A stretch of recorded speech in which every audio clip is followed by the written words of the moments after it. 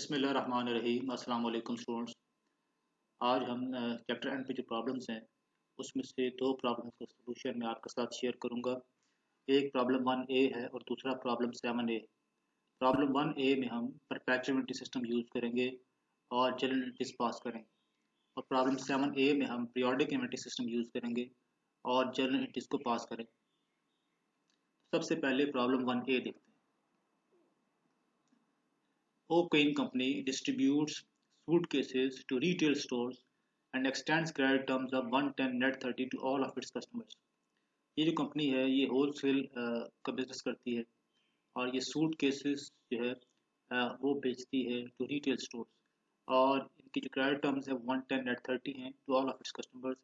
इन तमाम कस्टमर्स को ये 110 नेट 30 क्रेडिट टर्म्स ऑफर करते हैं। 110 का मतलब है कि विद इन 10 डेज अगर पेमेंट होती है तो ये 1% सेल डिस्काउंट जो है वो देंगे, और अगर विद इन 10 डेज पेमेंट नहीं होती तो फिर कस्टमर्स को 30 डेज के अंदर फुल पेमेंट करना होगी। At the end of June, O'Quinn's inventory consisted of suitcases costing $1,200। जून के एंड के ऊपर इन्वेंट्री का जो बैलेंस है वो $1,200 है। During the month of July, the following merchandising transactions occurred। जुलाई के महीने में ये ट्रांजेक्शन्स हुई हैं और इन ट्रांजेक्शन्स की हमने जर्नल पास कर ली। इंस्ट्रक्शन में जैसे लिखा है कि journalize the transactions for the month of July for ओक्विन using a perpetual inventory system. ये कंपनी क्योंकि परपेचुअल इन्वेंटरी सिस्टम यूज़ कर रही है, हमने परपेचुअल इन्वेंटरी सिस्टम के अंडर जो है वो जनरल पास करनी है। इसके अलावा इसमें चार्ट ऑफ अकाउंट्स गिवन है, जैसे कैश है, accounts receivable, inventory, accounts payable, sales revenue, sales returns and allowances, sales discounts और कॉस्ट ऑफ गुड्स सोल्ड। जब हम जनरल एंट्रीज पास करेंगे तो हम इन अकाउंट्स को फिर वहाँ पे कंसिडर करेंगे। जुलाई 1 को purchased suitcases on account for $1,800 from Emerson manufacturers, FOB destination, terms 210 net 30। The appropriate party also made a cash payment of $100 for freight on this date। जुलाई 1 को इस कंपनी ने सूट केसेस परचेज किए हैं credit के ऊपर, जिसकी amount $1,800 है और जो टर्म्स हैं वो FOB डेस्टिनेशन है। FOB डेस्टिनेशन का मतलब ये है कि जो सेलर होगा वो फ्रेट पे करेगा, यानी ट्रांसपोर्टेशन चार्जेस जो हैं वो सेलर पे करेगा, बायर पे नहीं करेगा। अगर सेलर पे करेगा तो सेलर अपनी बुक्स में उसको रिकॉर्ड करेगा। बायर चूँकि इसमें पेमेंट नहीं करता, इसलिए बायर अपनी बुक्स के अंदर इसको रिकॉर्ड नहीं करेगा। जो क्रेडिट टर्म्स हैं वो 210 नेट 30। 210 नेट 30 का मतलब ये है अगर विद इन 10 डेज ये पेमेंट हो जाती है तो 2% जो है वो परचेज डिस्काउंट अवेल किया जा सकता है, और अगर विद इन 10 डेज पेमेंट नहीं होती तो फिर 30 डेज के अंदर फुल पेमेंट करनी होगी। अच्छा, अब इसकी एंट्री क्या पास करेंगे जुलाई 1 को। जुलाई 1 को हमने इन्वेंट्री अकाउंट को डेबिट कर दिया और अकाउंट्स पेएबल को क्रेडिट कर दिया 1800 के साथ। ये याद रखना है आपने कि ये एक परपेचुअल इन्वेंट्री सिस्टम है, और परपेचुअल इन्वेंट्री सिस्टम में हम मर्चेंडाइज इन्वेंट्री को डेबिट करते हैं और अकाउंट्स पेएबल को क्रेडिट करते हैं जब भी हम परचेज करेंगे। यहाँ पे जो हमें अकाउंट दिया था उन्होंने इन्वेंट्री का, वो इन्वेंट्री अकाउंट, इसलिए हमने इन्वेंट्री को डेबिट कर दिया और अकाउंट्स पेएबल को क्रेडिट कर दिया, और जो साथ नीचे लिख दी टर्म्स की 210 नेट 30 है। अब 3 जुलाई को sold suitcases on account to Stromes Satchels for $2,000। The cost of suitcases sold is $1,200। 3 जुलाई को इस कंपनी ने सूट केसेस बेचे हैं क्रेडिट के ऊपर स्ट्रॉमेस सैचल्स को, जिसकी अमाउंट $2,000 है, और उसकी जो कॉस्ट है वो बेचने की सूट केसेस की वो $1,200 है। तो परपेचुअलिटी सिस्टम में अगर आपको याद हो तो जब भी सेल अकर होगी और जब सेल्स रिकॉर्ड करेंगे तो सेल्स को रिकॉर्ड करने के साथ साथ हम कॉस्ट ऑफ गुड्स सोल्ड को भी रिकॉर्ड करेंगे। तो सबसे पहले हम सेल्स को रिकॉर्ड करेंगे, जैसे हमने अकाउंट रिसीवेबल्स को डेबिट कर दिया और सेल्स रेवेन्यू को क्रेडिट कर दिया 2000 के साथ, और फिर हमने कॉस्ट ऑफ गुड्स सोल्ड की एंट्री पास की, यानी कॉस्ट ऑफ गुड्स सोल्ड को हमने डेबिट कर दिया, इन्वेंट्री को हमने क्रेडिट कर दिया। तो परपेचुअलिटी सिस्टम में ये याद रखना है कि जब भी हम सेल्स को रिकॉर्ड करेंगे तो सेल्स के साथ साथ हम कॉस्ट ऑफ गुड्स सोल्ड को भी रिकॉर्ड करेंगे। तो सबसे पहले account receivables to sales revenue और फिर cost of goods sold to inventory, और टर्म इसकी है 110 नेट 30। 9 जुलाई paid Emerson manufacturers in full.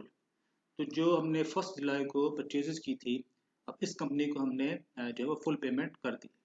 अब ये पेमेंट क्योंकि विद इन 10 डेज हुई है, तो इसका मतलब है कि इसके ऊपर हमें परचेज डिस्काउंट मिलेगा जो कि 2% है। 1800 का अगर 2% निकालें तो वो 36 आता है। तो हम क्या एंट्री पास करेंगे, हम 9 जुलाई को अकाउंट्स पेबल को डेबिट कर देंगे 1800 के साथ, और जो परचेज डिस्काउंट है यानी 2% ऑफ 1800 ले लें, इन्वेंट्री को उस अमाउंट से क्रेडिट कर देंगे। 1800 से अगर 36 लेस कर दें तो हमारे पास जो अमाउंट आ जाएगी वो हम कैश पे कर देंगे। तो ये हमारे पास आ जाती है अमाउंट 1764। तो इसका मतलब ये हुआ कि जो एंट्री हम पास करेंगे, अकाउंट्स पेबल को डेबिट कर देंगे 1800 से, और कैश और इन्वेंट्री को हम क्रेडिट कर देंगे। परपेचुअल सिस्टम में ये याद रखना है कि जो परचेज डिस्काउंट आप अवेल करेंगे, तो परचेज डिस्काउंट का सेपरेट अकाउंट ओपन नहीं करेंगे, बल्कि आप डायरेक्टली इन्वेंट्री को क्रेडिट करेंगे। इस बात को, क्योंकि इन दोनों में परपेचुअल में और पीरियोडिक इन्वेंट्री सिस्टम में डिफरेंस होता है, तो आपने याद रखना है कि परपेचुअलिटी में इन्वेंट्री सिस्टम में हमने इन्वेंट्री को क्रेडिट करना है, परचेज डिस्काउंट क्रेडिट नहीं करना। 12 July received payment in full from स्ट्रॉमे सर्चेस। तो स्ट्रॉमे सर्चेस जो कि हमारा कस्टमर था, अब उसने हमें पैसे वापस पैसे भेज फुल पेमेंट कर दी। तो ये जो 3 जुलाई को सेल हुई थी और 12 को हमने रिसीव किया है, तो इन्होंने भी विद इन 10 डेज जो है वो हमें पैसे जो है वो हमने रिसीव किए। तो इसको आप सेल्स डिस्काउंट देंगे जो कि 1% है। तो हम क्या एंट्री पास करेंगे, हम 12 को लिखेंगे कैश को हमने किया डेबिट, सेल्स डिस्काउंट के हम 1% दे रहे थे, और अकाउंट जो अमाउंट हमने पे करनी थी वो 2000 थी, सॉरी रिसीव करनी थी वो 2000 थी। तो 1% 2000 का ले लें तो वो बनता है 20। तो हमने उनको सेल्स डिस्काउंट जो दिया वो 20 का दिया। तो जो कैश रिसीव करेंगे हम इस जो 2000 में से सेल्स डिस्काउंट लेस कर दें तो हमारे पास वो अमाउंट आ जाएगी जो हम कैश रिसीव करेंगे। तो कैश को हमने कर दिया डेबिट, सेल्स डिस्काउंट कर दिया डेबिट 20 से, और अकाउंट रिसीवेबल्स को कर दिया क्रेडिट 2000 से। तो इस तरह हमें जो है वो 9080 का कैश जो है वो रिसीव हुआ। सेल्स डिस्काउंट जो होता है ये कंट्रा अकाउंट है, ये आपने याद रखना है कि सेल्स जो होती है उस रेवेन्यू उसका उसका नॉर्मल बैलेंस क्रेडिट होता है, और सेल्स डिस्काउंट हम डेबिट करते हैं। जब इनकम स्टेटमेंट बनाएंगे आप, तो आप क्रॉस सेल्स में से जब सेल्स डिस्काउंट लेस करेंगे तो आपके पास नेट सेल्स आ जाएंगे। 17th sold suitcases on account to the going concern for $1800. The cost of the suitcases sold was 1080। तो 17 जुलाई को इस कंपनी ने, एक गोइंग कंसर्न कंपनी को, सूट केसेस बेचे हैं क्रेडिट के ऊपर जिसकी अमाउंट 1800 है, और उसकी जो कॉस्ट ऑफ गुड्स सोल्ड है वो 1080 है। तो हम 17 जुलाई को दो एंट्रीज पास करेंगे, एक हम सेल्स की एंट्री पास करेंगे, दूसरी हम कॉस्ट ऑफ गुड्स सोल्ड की एंट्री पास करेंगे। तो हमने अकाउंट रिसीवेबल्स को डेबिट किया और सेल्स रेवेन्यू को हमने क्रेडिट कर दिया 1800 के साथ, और इसके साथ ही हमने कॉस्ट ऑफ गुड्स सोल्ड को डेबिट किया और इन्वेंट्री को क्रेडिट कर दिया। तो हम जब भी सेल्स की एंट्री पास करेंगे हम उसके साथ ही कॉस्ट ऑफ गुड्स सोल्ड की एंट्री भी पास करेंगे।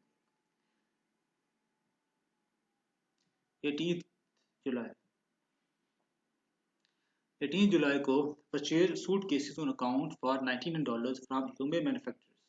इन्होंने जो है वो सूट केसेस परचेज किए हैं क्रेडिट के ऊपर जिसकी अमाउंट $1900 है, और कंपनी का नाम है ह्यूमे manufacturers. FOB shipping point, FOB shipping का मतलब हो गया कि ये जो ट्रांसपोर्टेशन चार्जेस हैं वो बायर पे करेगा, अब सेलर पे नहीं करेगा।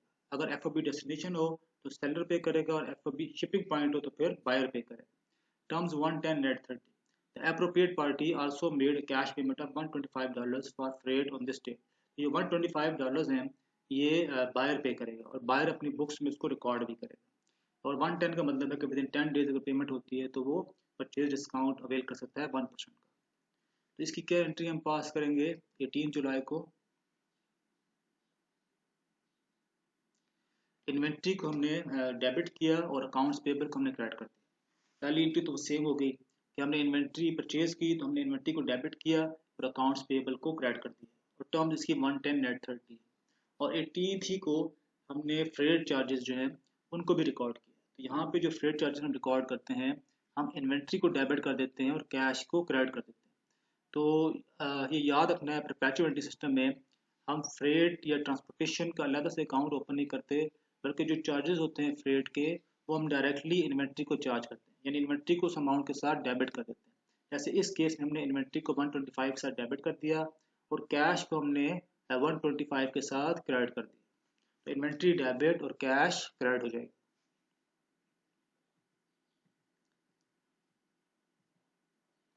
20th July, received $300 credit including freight for suitcases returned to Hume Manufacturers। 20th जुलाई को आपने जो है वो $300 का परचेज रिटर्न किया, तो आपको जो हमें मैन्युफैक्चर है उन्होंने हमारे अकाउंट को यानी क्रेडिट कर दिया और हम उनके अकाउंट को डेबिट कर देंगे। $300 जो था इतनी अमाउंट के जो है वो सूट केसेस उसको आपने वापस भेज दिया। तो क्या एंट्री पास करेंगे? 20 जुलाई को हम सिंपली यहाँ पे रिवर्स कर देंगे एंट्री। हमने अकाउंट्स पेबल को डेबिट कर दिया और इन्वेंट्री को क्रेडिट कर दिया। तो परपेचुअलिटी सिस्टम में जब परचेज रिटर्न अलाउंसेस की जगह हम डायरेक्टली अकाउंट्स पेबल को डेबिट करेंगे और इन्वेंट्री को क्रेडिट कर देंगे। इनिशियली जो एंट्री पास हुई थी परचेजिंग के ऊपर आपने लिखा था इन्वेंट्री डेबिट और अकाउंट्स पेबल क्रेडिट, तो जब रिटर्न होगा तो उसी इन्वेंट्री को रिवर्स कर देंगे और जिस अमाउंट का रिटर्न होगा उसके साथ डेबिट क्रेडिट कर देंगे। तो यहाँ पर $300 की अमाउंट थी तो हमने अकाउंट्स पेबल को डेबिट कर दिया और इन्वेंट्री को हमने $300 के साथ क्रेडिट कर दिया। 21st July, receive payment in full from the going concern. 21st को अब हमने जो है वो पेमेंट रिसीव की है गोइंग कंसर्न से 21st की, और ये हमने जो था 17 जुलाई को हमने इसको बेचा था 17 जुलाई को। तो 17 से लेके 21st तक ये भी विदिन 10 डेज के अंदर पेमेंट होगी। तो इसकी क्या एंट्री हम पास करेंगे? कैश को हमने डेबिट किया और सेल्स डिस्काउंट को हमने डेबिट कर दिया और अकाउंट रिसीवेबल्स को हमने क्रेडिट कर दिया। तो 1% डिस्काउंट है, 1800 का 1% ले लें तो वो हमारे पास 18 आ जाएगा। तो जब हम सेल्स डिस्काउंट देंगे तो हम क्या एंट्री पास करेंगे? हम कैश को डेबिट करेंगे, सेल्स डिस्काउंट को डेबिट करेंगे और अकाउंट रिसीवेबल्स को क्रेडिट कर देंगे। 1800 में से 18 लेस कर दें सेल्स डिस्काउंट तो वो अमाउंट है जो कि हमें रिसीव होगी। तो कैश जो है हमें रिसीव हुआ 1782 का और सेल डिस्काउंट 18 था और अकाउंट रिसीवेबल्स को हमने क्रेडिट कर दिया 1800 के साथ।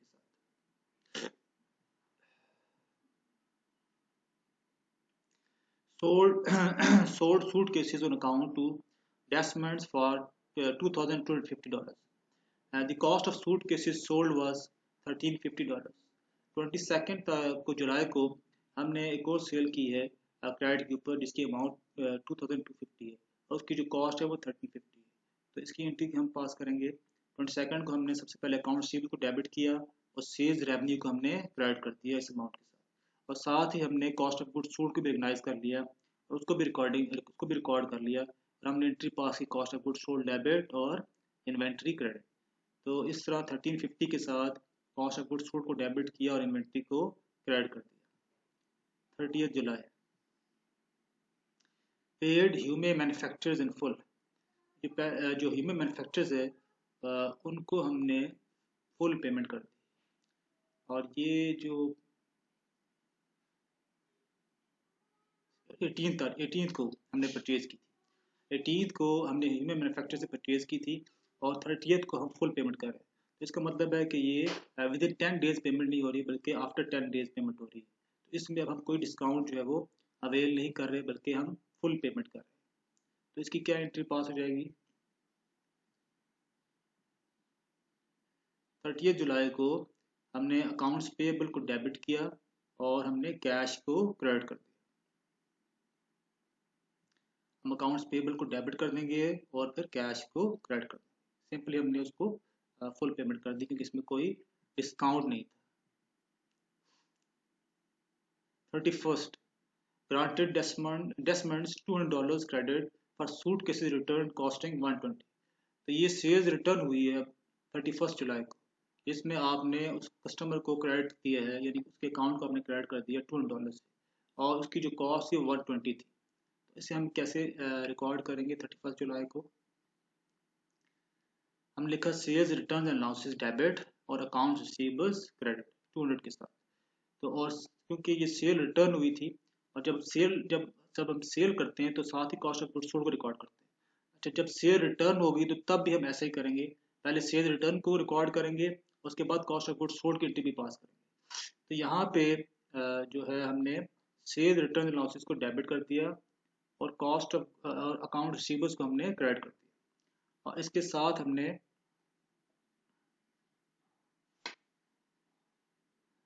हमने इन्वेंट्री को डेबिट किया और कॉस्ट ऑफ गुड्स सोल्ड को क्रेडिट किया। क्योंकि गलती से हमने इसको कॉस्ट ऑफ गुड्स सोल्ड में लिख दिया था ऊपर, लेकिन इन्वेंट्री को डेबिट करेंगे और कॉस्ट ऑफ गुड्स सोल्ड को क्रेडिट करेंगे। क्योंकि यहाँ पे अब इन्वेंट्री आपके पास आपको रिसीव हो गई है, तो इन्वेंट्री का अकाउंट जो है वो इंक्रीज कर जाएगा। तो वही एंट्री जो थी, इससे पहले हमने कॉस्ट ऑफ गुड्स सोल्ड को डेबिट किया था और इन्वेंट्री को क्रेडिट किया था, तो यहाँ पे इस इन्वेंट्री को हम रिवर्स कर देंगे। अब क्योंकि अब वो कॉस्ट ऑफ गुड्स सोल्ड नहीं है, वो सेल्स रिटर्न होगी। तो ये आपने याद रखना है, 31 जुलाई को सेल्स रिटर्न एंड लॉसेस जो है उसको अकाउंट हम ओपन करेंगे और डायरेक्टली सेल्स को चार्ज नहीं करेंगे। क्योंकि यहाँ पे हम ये भी कर सकते थे कि सेल्स को डेबिट कर देते और अकाउंट रिसीवेबल को क्रेडिट कर देते, इस तरह वो $200 उसमें से लेस हो जाता है। लेकिन परपेचुअलिटी सिस्टम में ये आपने याद रखना है कि सेल्स को नहीं करेंगे, बल्कि सेल्स रिटर्न एंड लॉसेस एक अकाउंट ओपन करेंगे और उसको डेबिट करेंगे। इस तरह में इस कंपनी की एफिशिएंसी पता चलेगी कि ये कंपनी जो पूरे साल में कितने जो सेल करती है वो कितनी रिटर्न आती हैं। तो इसके यहाँ पे जो एंट्री पास होगी वो फिर होगी sales return and losses debit account receivables credit. क्योंकि हमने जब सेल्स रिकॉर्ड की थी तो हमने कॉस्ट ऑफ गुड्स सोल्ड भी रिकॉग्नाइज किया था, तो यहाँ पे हम जो कॉस्ट ऑफ गुड्स सोल्ड की एंट्री है उसको रिवर्स कर देंगे। 120 के साथ जो उन्होंने हमें बताया इसकी जो कॉस्ट है वो 120 है, तो इन्वेंट्री को मैंने कर दिया डेबिट और कॉस्ट ऑफ गुड्स सोल्ड को कर दिया क्रेडिट 120 के साथ। ये क्वेश्चन यहाँ पे कंप्लीट हो जाता है। इसमें हमने ये देखा कि परपेचुअलिटी सिस्टम के अंदर हमने कैसे जो है वो अकाउंट्स को मेंटेन करना है। अब जो दूसरा क्वेश्चन है वो पीरियोडिक इन्वेंटरी सिस्टम से रिलेटेड है, और इसमें हमने पीरियोडिक इन्वेंटरी सिस्टम को यूज करके जनरल एंट्रीज पास करनी है।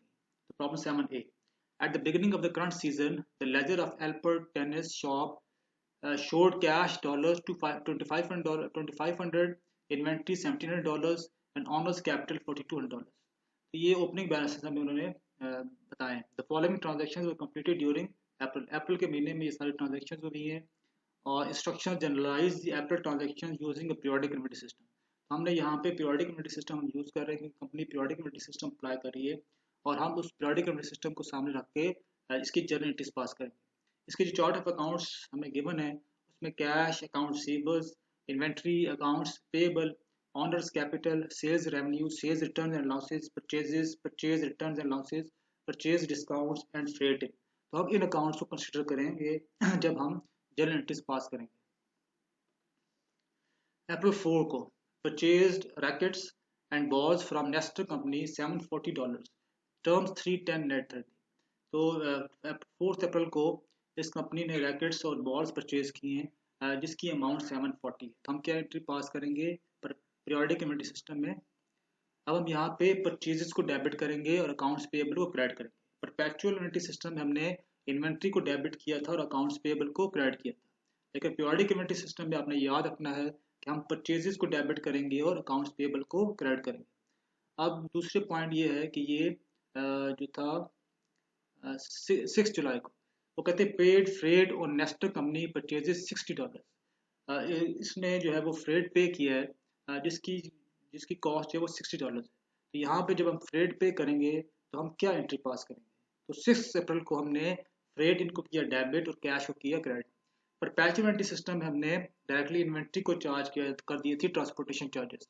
लेकिन जब पीरियोडिक इन्वेंटरी सिस्टम यूज करेंगे तो फिर हम डायरेक्टली इन्वेंट्री को चार्ज नहीं करेंगे, बल्कि उसके एक सेपरेट अकाउंट ओपन करेंगे जिसे फ्रेट इन कहते हैं या ट्रांसपोर्टेशन इन कहते हैं। तो यहाँ पे क्योंकि चार्ट ऑफ अकाउंट्स में फ्रेट इन गिवन था, इसलिए हमने फ्रेट इन को डेबिट किया और कैश को क्रेडिट कर दिया। 8 April sold merchandise to members $900, terms net 30।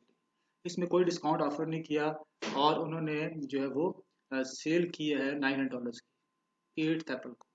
तो हम एंट्री पास करेंगे account receivables debit, sales revenue credit, terms net 30।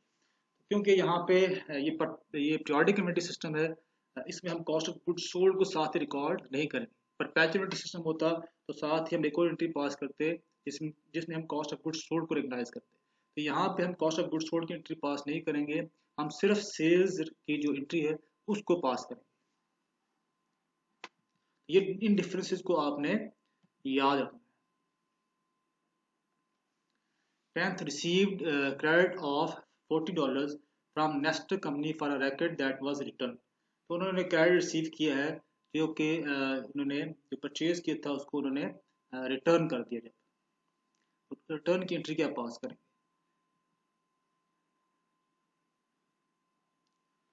10th को हमने अकाउंट्स पेबल को डेबिट किया और परचेज रिटर्न एंड लॉसेस को क्रेडिट कर दिया। इसी तरह जैसे कि हमने परपेचुअलिटी सिस्टम में अकाउंट्स पेबल को डेबिट किया था रिटर्न पे और इन्वेंट्री को क्रेडिट कर दिया था, डायरेक्टली हमने इन्वेंट्री को चार्ज कर दिया था। लेकिन जो पीरियोडिक इन्वेंट्री सिस्टम है उसमें हम परचेज रिटर्न एंड लॉसेस का अलग से अकाउंट ओपन करेंगे और उस परचेज रिटर्न लॉसेस को क्रेडिट करेंगे और डायरेक्टली परचेज को क्रेडिट नहीं करेंगे। तो 10 अप्रैल को हमने अकाउंट्स पेबल को डेबिट किया 40 के साथ और परचेज रिटर्न एंड लॉसेस को क्रेडिट कर दिया 40 के साथ। 11th purchased tennis shoes from Carbonell Sports for cash $300।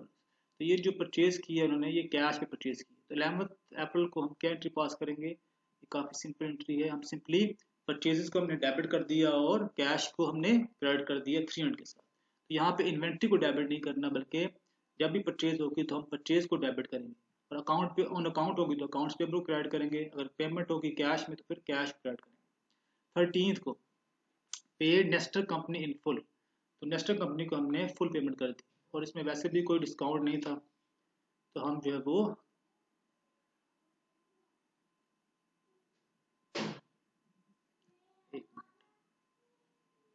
Nest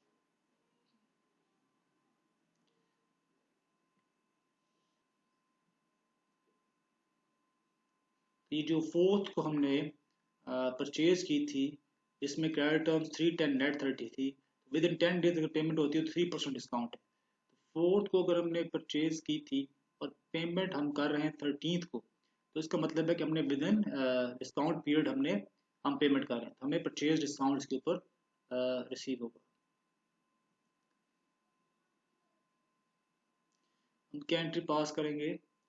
हमने अकाउंट्स 13th को हमने अकाउंट्स पेबल को डेबिट कर दिया 700 के साथ और हमने परचेज डिस्काउंट को क्रेडिट कर दिया 21 के साथ और कैश को हमने क्रेडिट कर दिया 679 के साथ। 3% ऑफ 700 निकालें तो ये आ जाता है 21। तो परचेज डिस्काउंट को हमने 21 के साथ क्रेडिट कर दिया और कैश को 700 में से 21 लेस कर दे तो हमारे पास वो अमाउंट हो जाएगी जो हमने पे करनी। तो कैश हमने 669 जो है वो पे किया।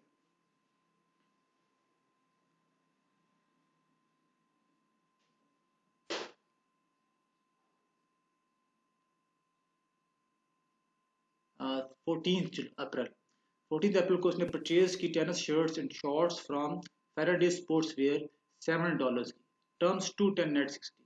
तो इसमें जो उसने उसने परचेज की है वो $700 की ऑन अकाउंट और उसमें 10 डेज में अगर पेमेंट हो जाती है तो फिर 2% डिस्काउंट मिलेगा। तो 4th को हम सिंपली परचेज रिकॉर्ड कर लेंगे, परचेज को हमने डेबिट कर दिया और अकाउंट्स पेबल को हमने $7 के अमाउंट के साथ क्रेडिट कर दिया।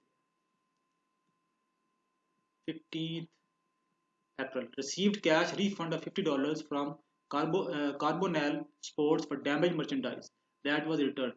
तो उन्होंने कैश रिसीव किया है, रिफंड क्लेम किया था इस कंपनी से क्योंकि मर्चेंडाइज जो थी वो कुछ डैमेज थी, उनको रिटर्न कर दी। तो 15th अप्रैल को हम क्या एंट्री पास करेंगे? हम कैश को डेबिट कर देंगे और परचेज रिटर्न लॉसेस को क्रेडिट कर देंगे। तो हमने जो रिटर्न की है इसमें हम इन्वेंट्री का अकाउंट ओपन नहीं करेंगे बल्कि हम पीरियोडिक इन्वेंट्री सिस्टम के अंदर परचेज रिटर्न एंड लॉसेस इसका अकाउंट ओपन करेंगे। तो हम कैश को जो कैश हमने क्लेम किया था वो हमें मिल गया और हमने जो गुड्स थी उसको रिटर्न कर दिया। तो कैश को डेबिट किया 50 के साथ और परचेज रिटर्न लॉसेस को क्रेडिट कर दिया 50 के साथ। 17th को paid freight on Faraday sports wear purchase $30। तो हमने 17th को जो है वो ट्रांसपोर्टेशन चार्जेस पे किए जो कि $30। तो ये हम क्या एंट्री पास करेंगे? 17th को हमने फ्रेट इनको डेबिट किया और कैश को क्रेडिट कर दिया। तो दोबारा से ट्रांसपोर्टेशन चार्जेस है, सेम एंट्री है जो पहले अभी हमने रिकॉर्ड की थी। फ्रेट इनको डेबिट करेंगे और कैश को क्रेडिट करेंगे। इन्वेंट्री को डेबिट नहीं करेंगे पीरियोडिक इन्वेंट्री सिस्टम। हम हमेशा फ्रेट इन या ट्रांसपोर्टेशन इन को डेबिट करेंगे और कैश को क्रेडिट करेंगे। 18th sold merchandise to members $1000 terms net 30। तो ये जो उन्होंने $1000 की सेल की है, इसमें क्रेडिट टर्म्स जो है वो नेट 30 है 18 को। तो हम सेल्स की एंट्री को पास करेंगे, अकाउंट रिसीवेबल को डेबिट कर दिया और सेल्स रेवेन्यू को क्रेडिट कर दिया, टर्म्स नेट 30। इसमें हम कॉस्ट ऑफ गुड्स सोल्ड को साथ रिकॉर्ड नहीं करते। 21 April, sorry 20 April, receive $500 in cash from members in settlement of their account. $500 receive किए हैं 20 को उन्होंने, तो कैश को हम क्या करेंगे, डेबिट और अकाउंट रिसीवेबल्स को 500 के साथ क्रेडिट कर देंगे। 21 को paid Faraday sports fair full, तो फैराडे स्पोर्ट्स फेयर को फुल पेमेंट हम 21 को कर देंगे। 21 को हम क्या एंट्री पास करेंगे, अकाउंट्स पेबल को डेबिट कर दिया क्योंकि इसने भी विद इन डिस्काउंटेड पीरियड जो है वो पे कर दिया हमने, तो अकाउंट्स पेबल को डेबिट कर दिया और परचेज डिस्काउंट को क्रेडिट कर दिया 14 के साथ, और कैश को क्रेडिट कर दिया की रिमेनिंग अमाउंट के साथ। तो 2% 700 का ले लें तो 14 आता है। Accounts payable debit 700, purchase discount credit, और कैश क्रेडिट जो रिमेनिंग अमाउंट होगी उससे हमने उसको क्रेडिट कर दिया। 27, granted an allowance of $25 to members for tennis clothing that did not fit properly। तो हमने जो है वो $25 का अलाउंस जो है वो हमने दिया है 27 को। हमने सेल्स रिटर्न अलाउंसेस को डेबिट कर दिया और अकाउंट रिसीवेबल्स को 25 के साथ क्रेडिट कर दिया। ठीक है, इसमें हम सेल्स रिटर्न अलाउंसेस का अकाउंट जो है वो ओपन करेंगे। जो पीरियोडिक है और जो परपेचुअल है दोनों में इसमें एंट्रीज सेम है। उसमें भी हमने सेल्स रिटर्न अलाउंसेस को डेबिट किया था और यहाँ पे भी हम सेल्स रिटर्न अलाउंसेस को डेबिट करेंगे और अकाउंट रिसीवेबल्स को क्रेडिट कर देंगे। तो सेल्स को डायरेक्टली जो है वो हम डेबिट नहीं करेंगे। लास्ट में 30th, received cash payment account from members $550। तो उन्होंने कैश रिसीव किया है फ्रॉम मेंबर्स, कैश को डेबिट कर देंगे और अकाउंट्स रिसीवेबल्स को क्रेडिट कर देंगे। 30th को हमने कैश को डेबिट कर दिया और अकाउंट रिसीवेबल्स को क्रेडिट कर दिया 550 के साथ। ये लास्ट एंट्री थी पीरियोडिक मॉनेटरी सिस्टम में। तो आपने इन दोनों को ज़रा गौर से देखना है और इनमें डिफरेंसेस देखने। ये परपेचुअल मॉनेटरी सिस्टम होगा तो फिर हम क्या कैसे एंट्री को रिकॉर्ड करेंगे, और अगर जो है वो पीरियोडिक मॉनेटरी सिस्टम होगा तो फिर हम कैसे रिकॉर्ड करेंगे। क्वेश्चंस आसान है, एंट्रीज की आपको समझ है, लेकिन क्योंकि पीरियोडिक में और परपेचुअल में थोड़ा सा डिफरेंस है तो उसमें इंसान कंफ्यूज हो सकता है। तो इसके लिए थोड़ी सी आप प्रैक्टिस करें और देखें कि दोनों में एक तरफ लिखें परपेचुअल मॉनेटरी सिस्टम और दूसरी तरफ लिखें पीरियोडिक मॉनेटरी सिस्टम, और फिर आप एंट्रीज पास करें ताकि आपको याद रहे कि परपेचुअल में कैसे पास करना है और पीरियोडिक मॉनेटरी सिस्टम में कैसे पास करना है। तो आज के लिए इतना ही है। Thank you very much.